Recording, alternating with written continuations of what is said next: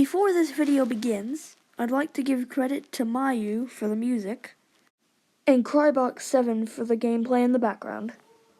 If you could do me a favor and go check these guys out, I would be grateful. Thank you. So guys, it is finally Halloween, the best time of the year to make a creepypasta. So yeah, I hope you enjoy this one.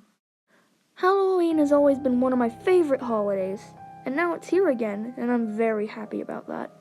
However, last year something terrible happened to me. So this year I think I'm just gonna stay in and watch a movie and leave a bowl of candy outside. It all started when I went out trick-or-treating. Before I went out, I looked at the TV. On the news, it said there was a killer on the loose in a nearby town. Although this didn't worry me that much, since it wasn't our town. And I was too excited to go trick-or-treating. If we fast forward to the incident, I had gone to about 13 houses beforehand, but the house I was walking up to now looked rickety, almost abandoned, but it had Halloween decorations up.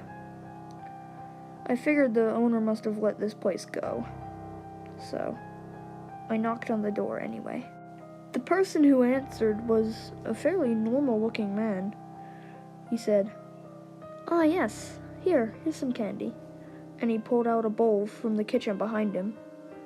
I thanked him and walked away from the house. Now, I normally don't do this, but I decided to nibble on some candy that he gave me. It went fine at first, but after a few seconds, I started getting drowsy.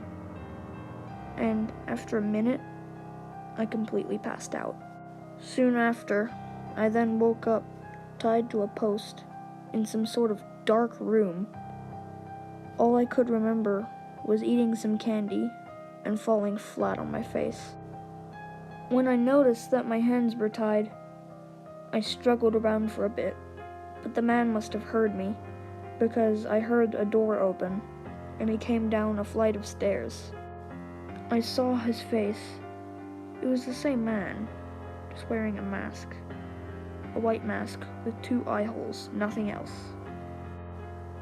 I yelled at him, "Let me go!" He tilted his head and looked at me. I could see his eyes narrowing.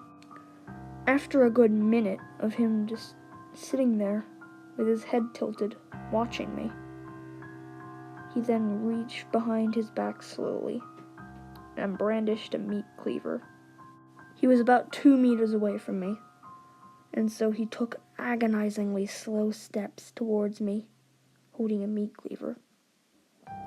I begged him for my life. I twisted and turned and struggled with my binds, but nothing. As he raised the cleaver in the air, I said to myself, "This is it," as the world almost went in slow motion. That was until I had an idea.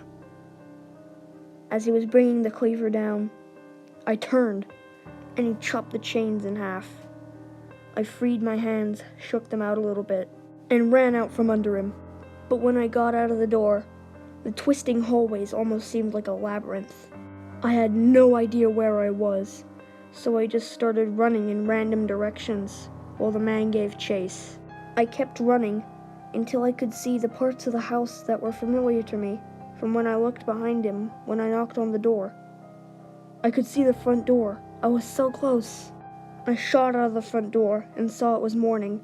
He kept chasing me out of the house, but gave up halfway. I burst through my own home's front door, and my parents were worried sick. I hugged both of them. We soon later called the police on the house, and they caught the man, hiding in that same room he caught me in. I still, very much so, love Halloween, but I just don't trust trick-or-treating anymore. All I can say is, I'm very grateful I made that move, because if I didn't, I wouldn't be telling this story right now.